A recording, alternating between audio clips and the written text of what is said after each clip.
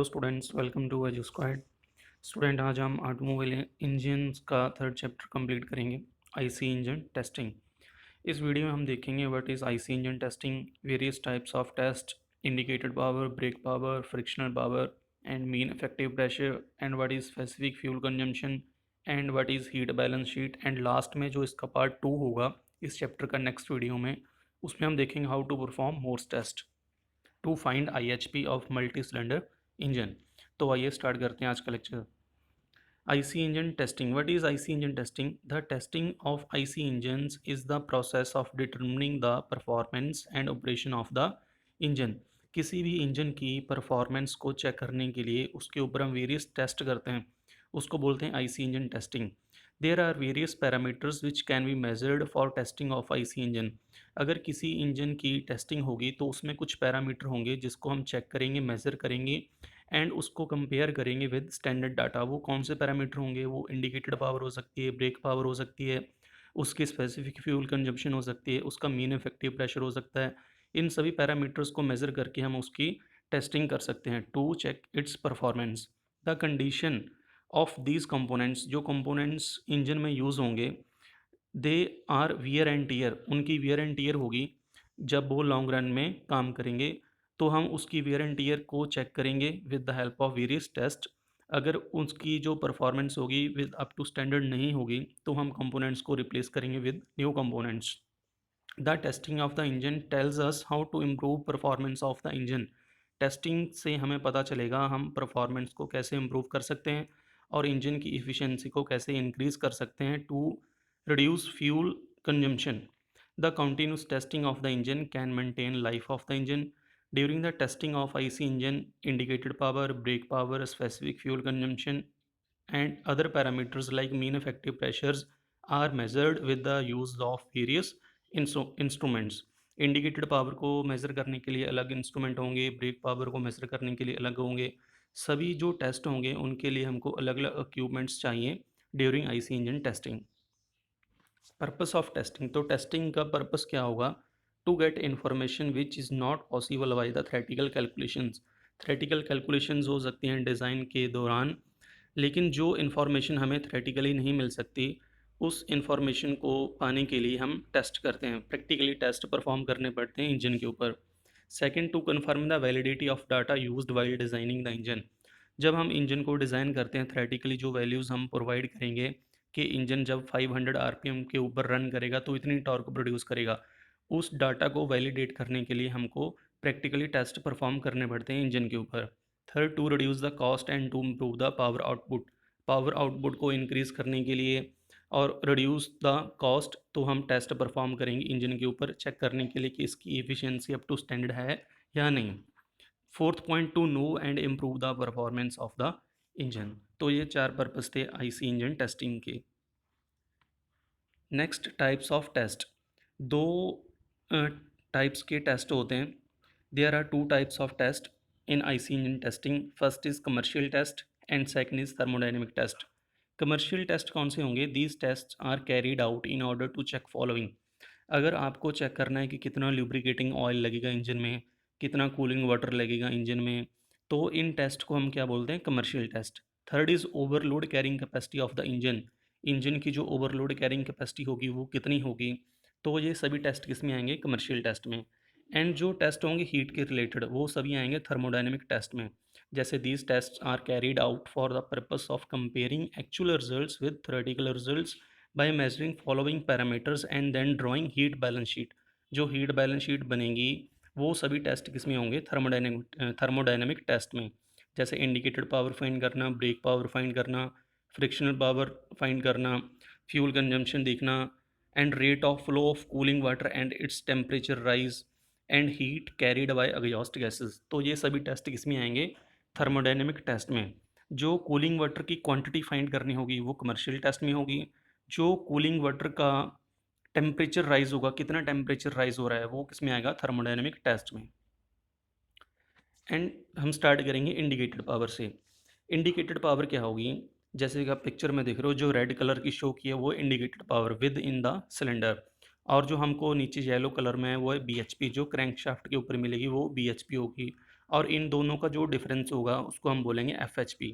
BHP means break horse power, IHP means indicated horse power and FHP means frictional horse power. Indicated power क्या है?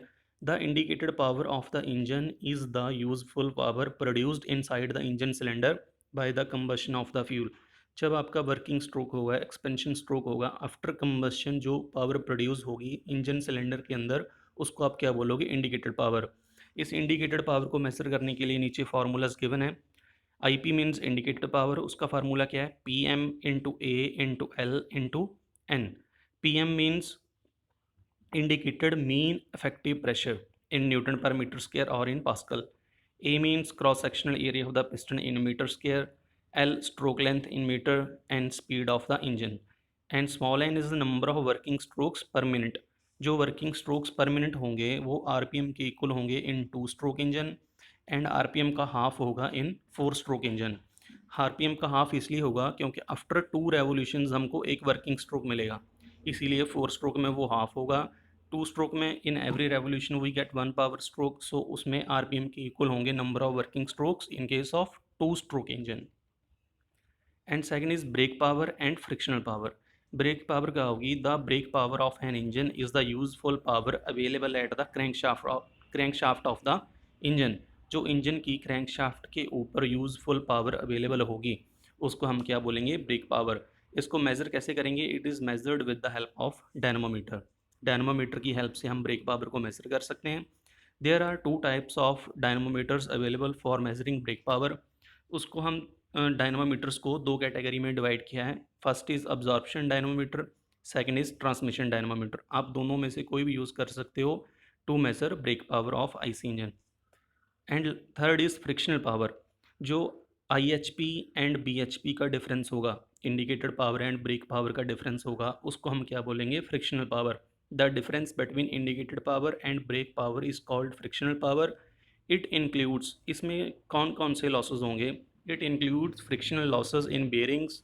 जो bearings हो गए, crank shaft के bearings हो गए, मेन बेरिंग्स हो गए, क्रैंक पिन बेरिंग्स हो गए and other moving parts. Air friction of flywheel and power requires to run various engine auxiliaries such as water pump, governor and lubricating oil pump। जो भी frictional losses होंगे वो सब किस में आएंगे? फ्रिक्शनल पावर में।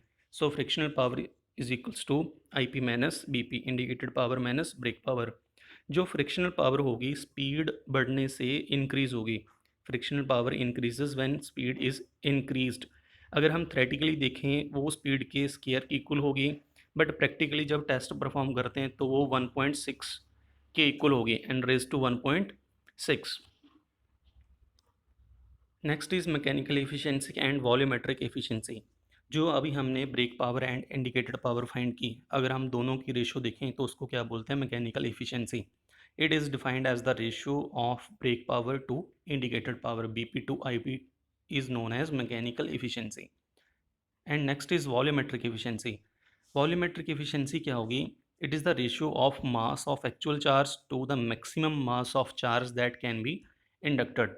इसको आप ऐसे समझें, जो हमारा सक्शन स्ट्रोक होगा उसमें फ्रेश चार्ज इंजन सिलेंडर के अंदर आएगा, वो मैक्सिमम कितना चार्ज अंदर ला सकता था during suction stroke, and practically कितना उसके अंदर आया, उन दोनों की जो रेशो होगी उसको हम बोलेंगे volumetric efficiency. It is defined as the ratio of the actual mass of charge inducted into engine cylinder during suction stroke to the mass of charge corresponding to its swept volume at STP। Maximum कितना ला सकता था वो? जितना उसका swept volume होगा। लेकिन actual में लाया कितना, उन दोनों की रेशो क्या शो करेगी? Volumetric efficiency. जैसे कि एक एग्जांपल देखो, mass of charge during suction stroke inducted into engine cylinder. जो इंजन सिलेंडर के अंदर मास आया वो था 1 kg। Suppose at STP standard temperature pressure 1 kg during suction stroke mass अंदर आया, लेकिन जो उसके स्वेप्ट वॉल्यूम की इक्वल मास था वो था मैक्सिमम 2 kg। 2 kg तक आ सकता था, तो 1 kg आया, 2 kg तक आ सकता था। अगर हम इनको डिवाइड करें 1/2, वो कितना आएगा? 0.5। तो उसकी एफिशिएंसी कितनी बनी? 50%। Volumetric efficiency is 50%। Volumetric efficiency को इम्प्रूव करने के लिए हम इनलेट वाल्व का जो साइज़ है उसको इंक्रीज़ कर सकते हैं। एक वाल्व की जगह 2 वाल्व लग सकते हैं। टर्बो चार्जर और सुपर चार्जर की हेल्प से वॉल्यूमेट्रिक एफिशिएंसी को इम्प्रूव किया जा सकता है। Next is thermal efficiency. Thermal efficiency of engine is indicator of conversion of heat supply to engine into useful work.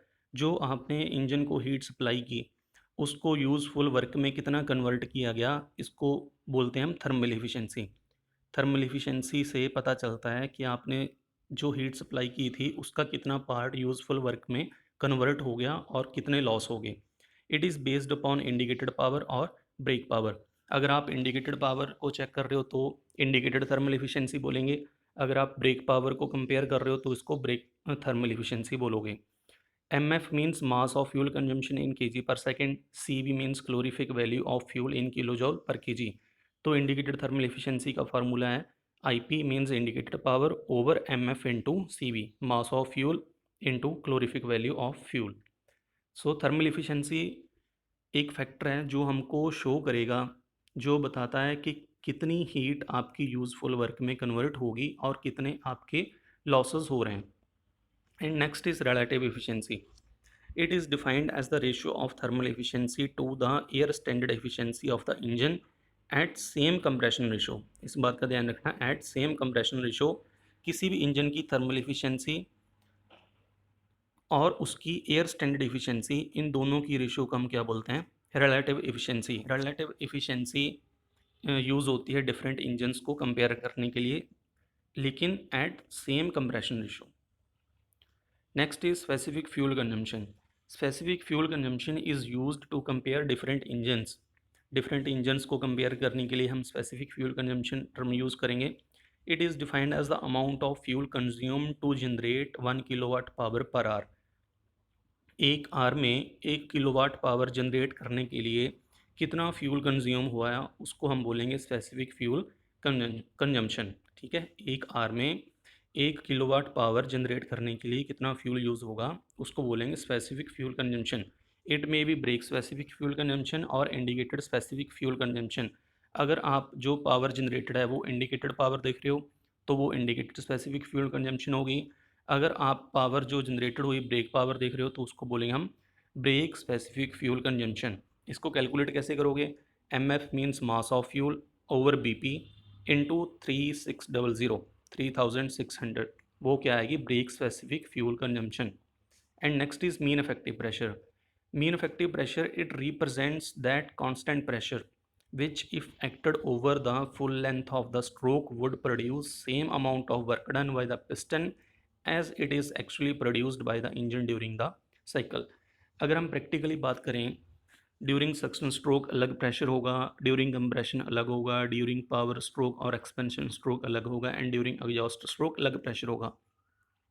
जो मीन इफेक्टिव प्रेशर होगा अगर वो कॉन्टीन्यूसली लगे किसी इंजन के पिस्टन के ऊपर तो वो same amount of work produce करेगा जो पहले साइकिल में हो रही थी, प्रैक्टिकली साइकिल में जिसमें प्रेशर वेरी कर रहा था। ठीक है, एक्चुअल में क्या होगा, प्रेशर वेरी करेगा। अगर हम उसकी एक एवरेज से निकाल लें, जो मीन निकाल लें उसका, अगर वो ड्यूरिंग होल लेंथ लगे तो वो same amount of work produce करेगा जो एक्चुअल में प्रोड्यूस हो रहा था। Okay, it represents that constant pressure which if acted over the full length of the stroke would produce same amount of work done by the piston as it is actually produced by the engine during the cycle। actually produced by the engine during the cycle उसमें जो pressure था very कर रहा था। अगर उसकी एक mean value निकाल के हम पूरे कंप्लीट साइकिल के दौरान पिस्टन के ऊपर लगाएं एक्सटर्नली तो वो जो अमाउंट ऑफ वर्क होगी, जो वर्क प्रोड्यूस होगा वो सेम होगा।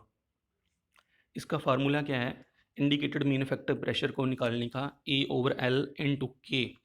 ए means net area of indicator diagram, L length of indicator diagram जैसे कि पिक्चर में देख रहे हो, k spring constant in newton per metre square per metre. So mean height of diagram is A/L। तो इस फार्मूले की हेल्प से आप मीन इफेक्टिव प्रेशर को निकाल सकते हो। Next is heat balance sheet. अभी हीट बैलेंस शीट क्या होगी, एक परफॉर्मा होगा, फॉर्मेट होगा, जैसे कि पिक्चर में देख रहे हैं ऐसा एक परफॉर्मा होता है, फॉर्मेट बना होता है जिसमें वेरियस वैल्यूज़ आपको फाइंड करके टेस्ट की हेल्प से इस फॉर्मेट में फिल करनी होगी और लास्ट में पूरा कंप्लीट चार्ट बन जाएगा। इसको हम बोलते हैं heat balance sheet. Heat balance sheet की हेल्प से हमको पता चलता है कितनी हीट यूटिलाइज हुई वर्क के लिए, जो एक्चुअल वर्क हमको मिला, कितनी लॉस हुई एग्जॉस्ट गैसेस में, कितनी कूलिंग वाटर को लॉस हो गया और कितनी हीट अनअकाउंटेड थी जिसको हमने कैलकुलेट नहीं किया, जिसको हम कैलकुलेट नहीं कर सकते, तो ये सारा फॉर्मेट होगा, इसको हम बोलते हैं heat balance sheet. Heat balance sheet is an account of heat supplied and heat utilized. Main इसमें दो होंगे, कितनी हीट सप्लाई हुई, कितनी हीट यूटिलाइज हुई। जो हीट यूटिलाइजेशन होगी वो वेरियस फेज में होगी, जैसे कि आप नीचे देख रहे हो, heat equivalent to brake power of the engine, heat carried away by the cooling water, heat carried away by the exhaust gases, and fourth is unaccounted heat loss। जो हीट सप्लाइड होगी वो किसकी इक्वल होगी, M F into C B. Heat supplied, the heat supplied to the engine is only in the form of fuel and heat released during combustion is equal to mf into cv। mf means mass of fuel in kg per minute, cv means calorific value of fuel in kilojoule per kg। अभी देखिए जो heat utilisation थी, सबसे पहले हम देखेंगे heat utilization में heat equivalent to brake power. जो हमको एक्चुअल में वर्क आउटपुट मिली ब्रेक पावर की फॉर्म में वो कितनी थी, उसको कैलकुलेट करने के लिए आप B P into 60 formula use कर सकते हो। जो आपकी वैल्यू होगी वो आएगी किलो जॉल पर मिनट में। जो हीट बैलेंस शीट होती है उसको आप सेकेंड्स में बना सकते हो, मिनट्स में बना सकते हो और आवर्स में भी बना सकते हो। The heat balance sheet is generally based on seconds, minutes basis और hourly basis. And second heat utilization में heat carried away by the cooling water. इसको कैलकुलेट करने के लिए आपको मास ऑफ कूलिंग वाटर चाहिए into C P W mean specific heat of cooling water, वो constant रहेगी 4.186 kilo joule per k g kelvin. T W O minus T W I वो difference होगा टेम्परेचर का कूलिंग वाटर का। जो inlet पे था टेम्परेचर वो अलग होगा, जो आउटलेट पे था वो टेम्परेचर अलग होगा। तो उन दोनों का difference into C P W into mass of cooling water, वो किसकी इक्वल होगी, heat carried away by the cooling water. Same way आप कैलकुलेट कर सकते हो heat carried away by the exhaust gases. इसको कैसे कैलकुलेट करोगे, जो एग्जॉस्ट गैसेस थी T G temperature of exhaust gases in degree Celsius, T R room temperature in degree Celsius. तो इन दोनों का difference into C P G specific heat of exhaust gases, वो इसकी इक्वल होगी 1.005 kilo joule per k g kelvin into mass of exhaust gases. Mass of exhaust gases क्या होगा, mass of fuel plus mass of air. तो इस way से आप calculate कर सकते हो heat carried away by the exhaust gases. And last is unaccounted heat loss. Unaccounted heat loss वो होगा जिसको हम कैलकुलेट नहीं कर सकते। तो वो क्या आएगा, हीट सप्लाइड में से आप हीट इक्वलेंट टू बीपी निकाल दो, heat carried away by the cooling water निकाल दो, heat carried away by the exhaust gases निकाल दो। इन तीनों को प्लस करके हीट सप्लाइड में से आप माइनस कर दो, तो जो वैल्यू आएगी वो आएगी अनकाउंटेड हीट लॉस की। तो इस वे से आप हीट यूटिलाइजेशन निकाल सकते हो। और जो हीट सप्लाइड था वो था M F into C V. और इन सभी वैल्यूज़ को आप इस फॉर्मेट में फिल कर दो, तो जो एक कंप्लीट चार्ट बनेगा उसको हम बोलेंगे हीट बैलेंस शीट। ओके, तो स्टूडेंट्स ये था हमारा आज का लेक्चर जिसमें हमने आईसी इंजन टेस्टिंग को देखा। इस वीडियो का, इस चैप्टर का जो सेकंड पार्ट होगा उसमें हम देखेंगे how to perform Morse test in multi cylinder engines to find its indicated horse power. Okay students, thank you so much.